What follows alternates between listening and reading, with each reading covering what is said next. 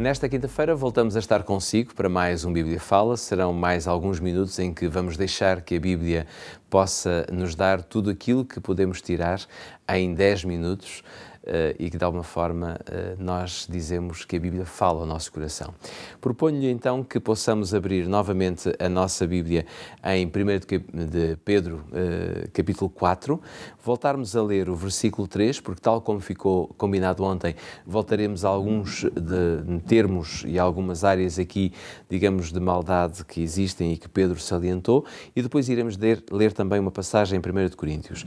Então, 1 de Pedro, capítulo 4, versículo 3, diz: porque é bastante que no tempo passado da vida fizéssemos a vontade dos gentios, andando em dissoluções, concupiscências, borrachices, glutonarias, bebedices e abomináveis idolatrias. Se formos a 1 de Coríntios, capítulo 5, e lermos o versículo 1, já não é Pedro que fala, mas é Paulo, e diz: geralmente se ouve que há entre vós prostituição, e prostituição tal qual nem ainda entre os gentios, como é haver quem abuse da mulher do seu pai. Bom, Pedro, estamos aqui com um quadro, digamos, aqui de natureza sexual, e parece-me a mim que estes pecados de natureza sexual merecem uma atenção, não digo especial, mas é relevante nos apóstolos.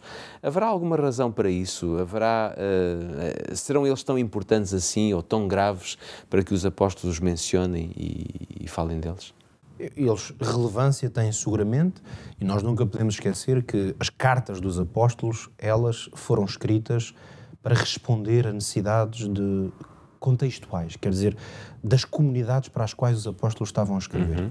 É certo que nós, hoje, distantes que estamos desse tempo, e sobretudo ao termos a Bíblia como uma espécie de livro único, não é? Em que compilámos todas estas cartas, habituámos-nos a lê-las como se fossem um livro, não é? Escrito para nos dar a nós indicações concretas. Mas nós sabemos perfeitamente que a natureza das epístolas é que foram escritas como cartas que foram enviadas. Mal os apóstolos imaginavam nessa altura que a Bíblia seria compilada e viria a ter, digamos, esta função a qual nós lhe atribuímos, e, portanto, muito do que eles escrevem dizia respeito às suas preocupações e à realidade das igrejas às quais eles tinham responsabilidade.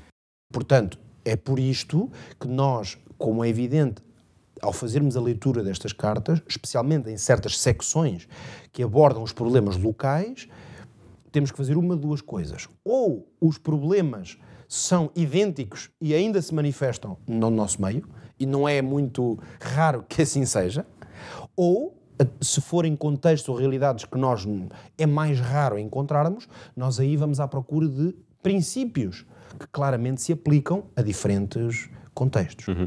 Mas parece-me a mim que estes erros serão talvez mais importantes ou até mais graves que outros, não? Agora, o que nós podemos dizer é o seguinte: a sexualidade, ela tem uma relevância particular por uma razão que me parece por demais evidente. É que foi uma bênção concedida por Deus ao ser humano, no contexto do casamento, ou seja, da relação entre um homem e uma mulher. Este é o sentido fundamental, se quisermos, essencial, no sentido de ser a própria natureza, a essência, portanto, da dádiva da sexualidade na Bíblia. É neste contexto, relação marital, portanto, madura e para a vida entre um homem e uma mulher. E o que é que nós temos? É que ao longo do tempo as sociedades foram continuamente encontrando formas de deturpar esta realidade. Seja deturpando a natureza da relação sexual, ela acontecendo fora do âmbito do matrimónio, nas mais diversas formas, desde a violência, ou seja, o abuso, até à libertinagem, não é? Estamos a falar de extremos, claro. E também se estende esta disfunção dentro do plano original, também se estende ao facto de que a sexualidade passou também ao longo, não é recente, isto é desde que o homem, enfim, as sociedades se organizaram, segundo a revelação que temos. A verdade é que a vida sexual também saiu da fronteira entre homem e mulher, passando a acontecer noutros contextos que não apenas este. Isto mostra-nos o quê? Não é que este pecado, se quisermos, ou que a natureza desta questão seja mais relevante que outras, mas ela é muito presente na vida das sociedades, das pessoas, das famílias, de cada homem e de cada mulher. Então, o conceito que eu penso que é muito importante nós compreendermos, Jorge, e aplicar para nós é o conceito de contrafação. Por isso é que eu, para poder chegar aqui, me referi, ainda que muito brevemente, poderíamos fazer isto muito mais a fundo, mas ainda que brevemente me referi a este contexto do sentido original da sexualidade. Portanto, originalmente a sexualidade é uma coisa boa, ou se quisermos até muito boa, uma vez que ela fez parte da própria criação de Deus, como meio de procriação e reprodução, mas não apenas, como meio de relação. Por isso é que Deus disse ao homem e à mulher, Adão e Eva no princípio, para eles serem uma só carne. Portanto, esta intimidade conjugal própria da relação íntima entre o homem e uma mulher tem estas várias vertentes que a tornam parte de tudo aquilo que Deus disse é muito bom. Deus só disse que era muito bom quando terminou toda a criação. Dentro dessa obra criadora magnífica, portanto, muito boa, já estava o dom da sexualidade. É neste contexto que nós vamos entender que o inimigo de Deus, esta é a explicação bíblica, e a própria concupiscência dos homens, do ser humano, conduziu a experiência humana da sexualidade para opostos a este plano original, a que nós podemos chamar contrafação. Ou seja, a contrafação vai ser tudo aquilo que usa a mesma ferramenta, se quisermos, o mesmo dom de Deus, e vai torná-lo numa coisa que atinge objetivos completamente diferentes ou contrários, e que, em vez de elevar e produzir os tais efeitos maravilhosos, bons, vai produzir efeitos depravadores, humilhantes e tudo mais que nós podemos encontrar. É isto que nós encontramos na experiência da sexualidade. O apóstolo Pedro vai usar termos como dissoluções, que literalmente é um termo grego que pode ser traduzido por sensualidade, e as concupiscências, que poderiam ser traduzidas por lascívia mesmo, que é a condescendência com o apetite sexual, se quisermos. Claro. Ora, hoje, nós líamos a expressão do apóstolo Paulo, quando lias aos Coríntios, não é? Aos Coríntios, e ele quando falava de prostituição. Pois. Sendo certo que o termo grego que aí está poderá ter diferentes aplicações, nós hoje diríamos, bom, para a maioria dos cristãos não é a prostituição eventualmente que seja o seu problema, embora poderá ser para alguns, mas, por exemplo, nós hoje aplicaríamos estes conceitos, tanto de dissoluções, concupiscências, prostituição, em termos práticos, nós hoje, por exemplo, a pornografia é com certeza um dos maiores dramas na maneira como a sexualidade, portanto, atingiu um limite de contrafação incrível. Portanto, em que ela é usada e experimentada pela pessoa como uma espécie de produto, portanto, que perverte completamente todos os ideais. O caso da pornografia torna acessível a todos. E nota, eu estou a dar esta ênfase aqui muito específica, porque no tempo em que nós vivemos, portanto, com o acesso super facilitado a conteúdos mídia digitais de todo o tipo, atingimos um limite incrível, que é o de este tipo de conteúdos, portanto, que usam a sexualidade de uma forma completamente dissoluta e contrária aos princípios de Deus, estão abertas e disponíveis com enorme facilidade a todas as pessoas, a começar por crianças. Quando, por exemplo, atos de natureza sexual graves, como o apóstolo Paulo aí falava de... Aqui é abuso da mulher do seu pai. Do seu pai, ou mesmo prostituição, claro. Que seja. Podemos não ver muito isto hoje, não é? Mas vemos outro tipo de... Outro tipo. E eu considero que, por exemplo, o acesso facilitado a todo o tipo de perversão sexual, estamos num limite que eu considero ainda mais grave, ou se quisermos, pior, em termos da decadência humana. Porquê? Porque atos com essa natureza... já não é tão evidente encontrá-los. A pessoa tem que dar muitos passos, tem que... Claro. Será todo um processo para a pessoa poder envolver-se com a esposa do seu pai, ou mesmo o adultério, se quisermos, claro. Ou até a prostituição. Ou seja, tem uma implicação da decisão da pessoa muito mais... tem que haver no fundo o que eu estou a dizer é que tem que haver um compromisso muito maior da pessoa para poder chegar a praticar tais atos. Mas existem hoje, por exemplo, muitos pedófilos.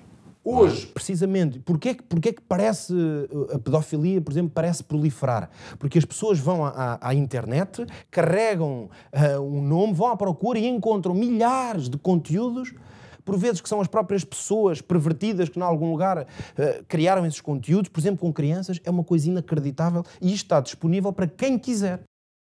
Quer dizer que nós estamos aqui e os nossos filhos, que somos pais, podem estar em casa e a qualquer momento, fora da nossa supervisão, ter acesso a esses conteúdos. Portanto, nós conseguimos perceber até que ponto a sexualidade se torna uma situação muito grave, no sentido em que, como filhos de Deus, temos de ter uma preocupação com ela. Agora, a preocupação não pode ser, como possivelmente, como resposta a isto, o cristianismo, ao longo da história, e até outras religiões, mas o cristianismo foi muito pródigo nisto, que é uma visão negativa da sexualidade. Claro.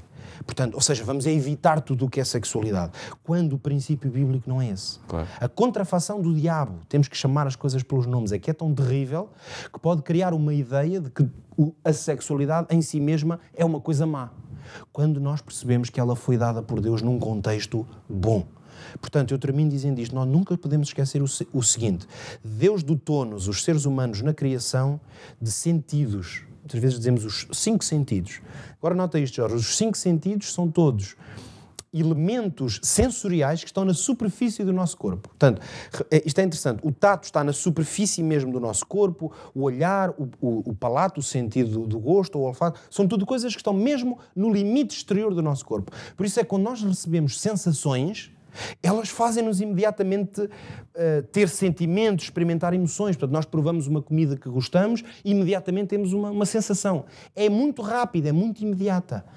Eu penso que a melhor maneira de expressar isto é: Deus criou-nos para ter prazer. Por isso é que nos dotou da capacidade de, à superfície, termos estas sensações. Mas todos os prazeres para os quais Deus nos criou, eles foram criados com um propósito. É que quando eles entram para o corpo, vamos dizer assim, para o âmago da nossa essência, eles aí têm que produzir um prazer prolongado, quer dizer, uma coisa que nos torna melhores. A perversão ou a contrafação que o diabo foi conseguindo fazer neste mundo pode resumir-se da seguinte maneira: nós, em vez de experimentarmos sensações de prazer nas coisas que nos fazem bem interiormente, isso começou-se a inverter e nós sentimos primariamente prazer nas coisas que não nos fazem bem interiormente. Por isso é que nós comemos uma coisa que por vezes está cheia de produtos, de porcaria, permite uma expressão, e aquilo sabe-nos bem, mas depois vai para dentro do corpo e só faz desgraça. Também na sexualidade, qual é o problema? Deus criou a sexualidade para aquele contexto da relação entre o homem e a mulher que se amam e que estão comprometidos um com o outro, e por isso a sexualidade acontece na superfície, em termos fisiológicos ou anatómicos, mas depois o que provoca é amor, não é? Profundo, é relação profunda, e isso foi substituído por apenas a parte superficial. Enquanto nós não nos libertarmos disto, realmente o mundo só vai decair. Ora, o cristão tem que afastar-se de tudo aquilo que é bom na superfície, mas que interiormente e em profundidade só causa prejuízo. Obrigado, Pedro, pelas tuas palavras e pela reflexão que hoje pudemos fazer. Hoje realmente tivemos um tema que merecia muito mais tempo para conversarmos e para colocarmos mais questões. Não é possível, mas de alguma forma aquilo que foi dito penso que foi muito claro e ficou aqui claro a necessidade de todos nós termos uma atenção especial para aquilo que são os erros que o mundo comete, para que os cristãos não os cometam. Por isso fica aqui o desafio para que você possa olhar pela sua vida, olhar pelas coisas boas que Deus tem para si e para aquilo que o Senhor Deus quer ainda colocar no seu coração. Quanto a nós, já sabe que amanhã terminamos esta semana do Bíblia Fala, mas nem por isso deixamos de dizer-lhe que contamos consigo amanhã neste mesmo horário aqui na Rádio RCS e também no Facebook da rádio ou até mesmo no Up Channel Portugal. Até lá, fique bem, tenha um ótimo dia, nós vemos amanhã.